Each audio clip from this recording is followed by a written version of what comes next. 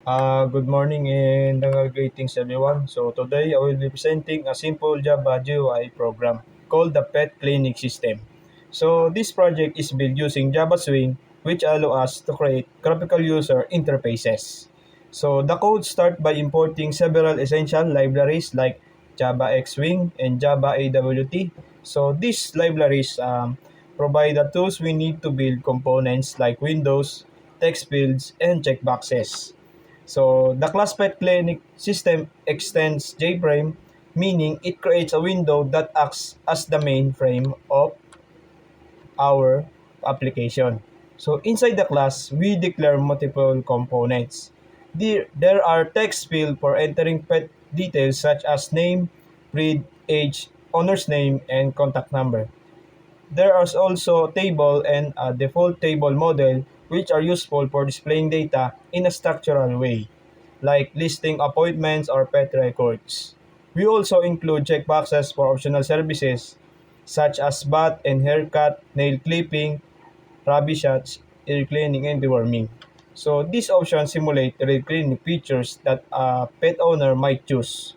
The main, the main method uses event queue invoke later to ensure that the GUI runs smoothly on the appropriate thread.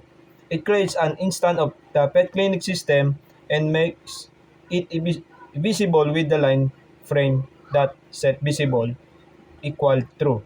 So this means once the program runs, the graphical windows will appear on the screen.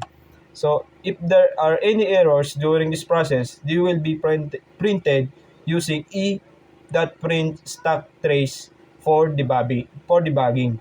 In summary, this Java program sets up the structure of the simple GUI for a pet clinic system.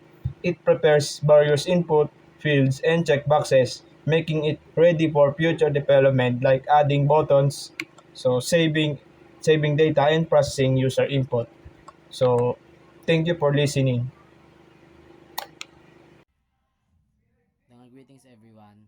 I am J. Martin Paz and I explain the code of window layout and menu bar. This Java Swing code sets up the main window for a pet clinic system application. It creates a menu bar with the following menus and options. File menu.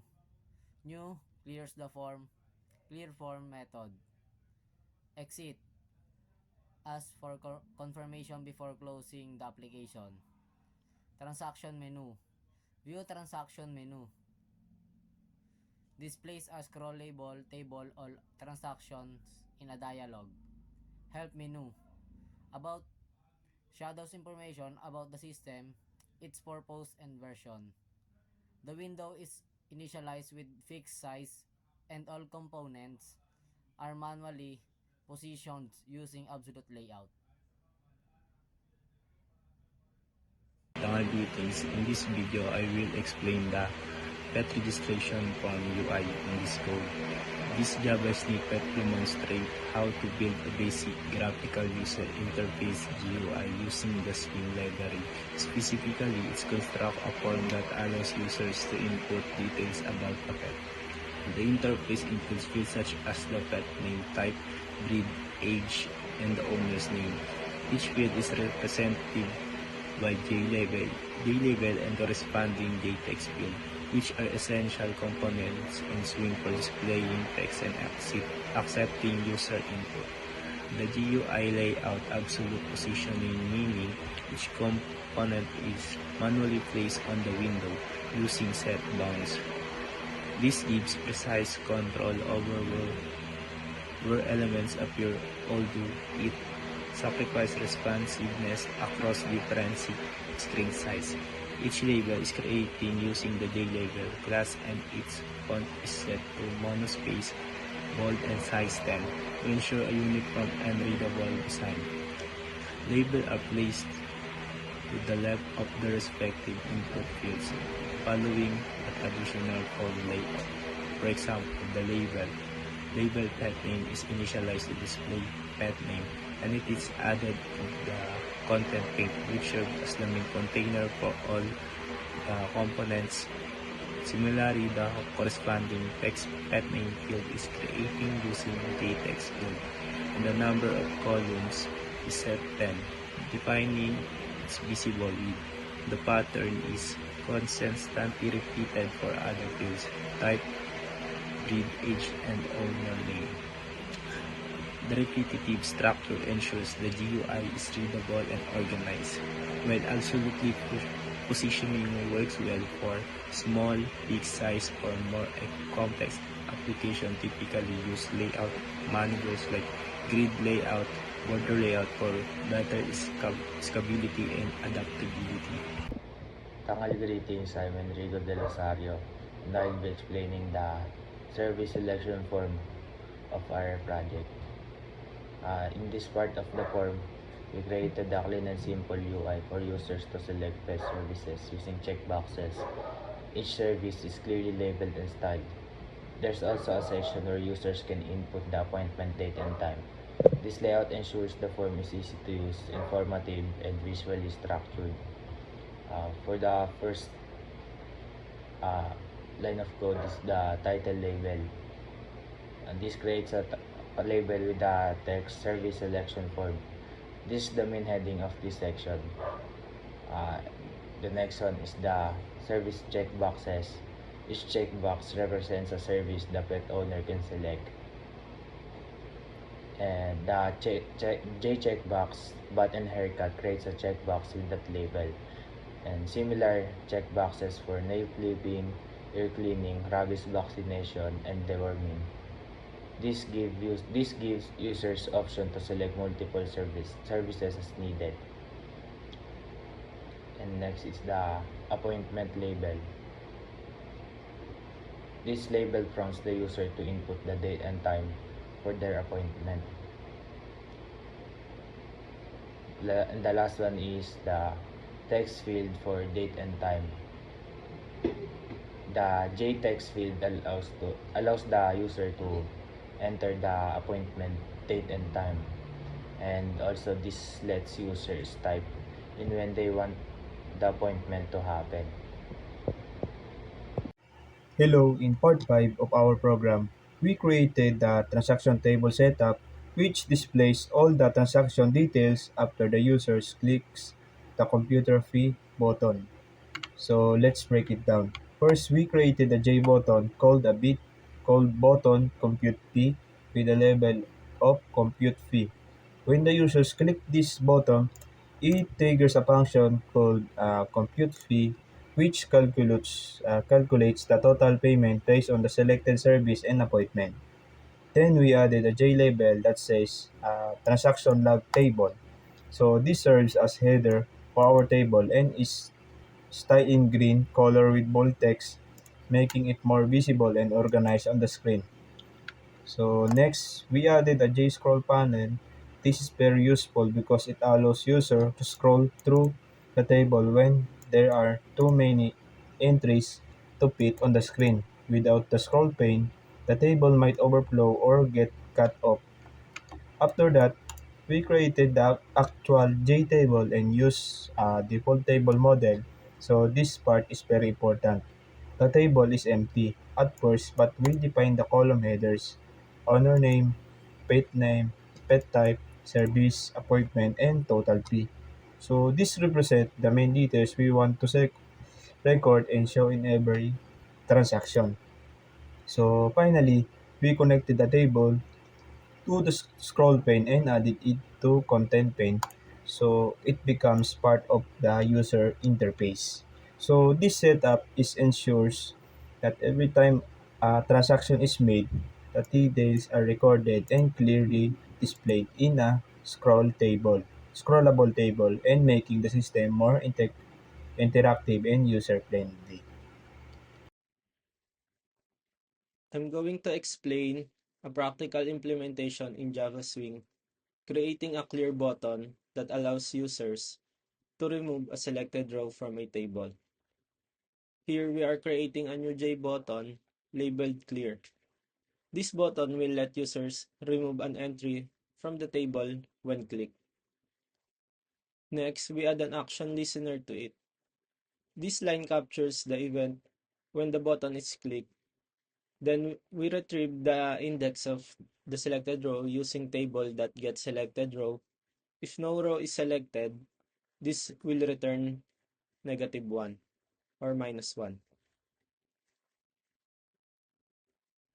If a row is selected, we remove it from the table model and the confirmation dialog appears. If not, we prompt the user to select a row. This ensures error handling and improves user experience.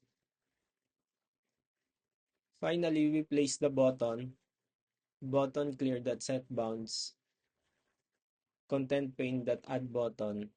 We define the position and size of the button on the GUI and then add it to the main content pane. In this video, I will explain the compute fee logic of in the part of our code. Step 1, we need to read the age from the text field and convert into an integer. To see if it's negative or not a valid number, we show an error messages and stop the process. Step 2, checking the required fields. We need to check the codes if both the name and gender fields are filled. If there is either is empty, it shows a message and stops further execution. Number 3, the program then checks which checkboxes are selected like haircut, cleaning, etc. For each selected service, it adds a fee to the total and appends the service name to a string. This section dynamically builds the list of services and their total cost. Step 4, validating service selection. If there are no services are selected, it prompts the user to select at least one before continuing. Step 5, trimming service list. The service list has a trailing comma, which is removed using substring to clean up the output. Number 6, appointment date and time check. Before completing, it ensures the appointment date and time field is filled using the if text field.toGetText is empty. Step 7, display total and save. Finally, the total fee is displayed in a dialog box. The record is then added to a table with all relevant details like name, gender, services, and total fee. And then the form is cleared for the next entry using the clear form method.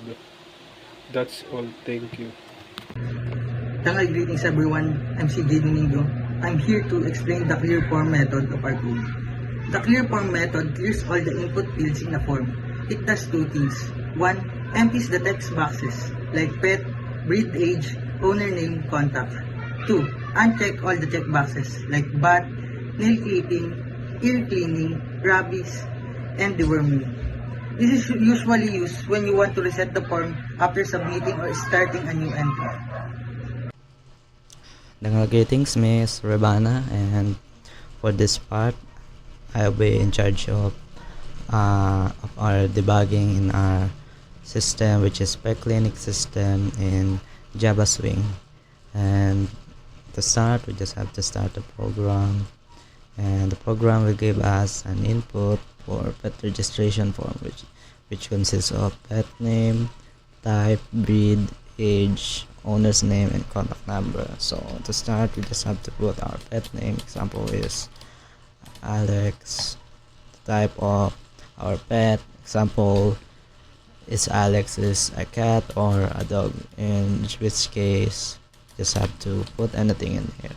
Example is a cat, and the breed of cat, example is a tabby, the age, and the owner's name, and also the contact number. And second is the checkboxes, which consists of bath, haircut, nail clipping, ear, and etc. And in here we just have to put the service that we want to have for our pet. For example is air cleaning or deworming. And after checking the services that you want for your pet, we just have to put your date of appointment. Example, I want it to be in May 2025.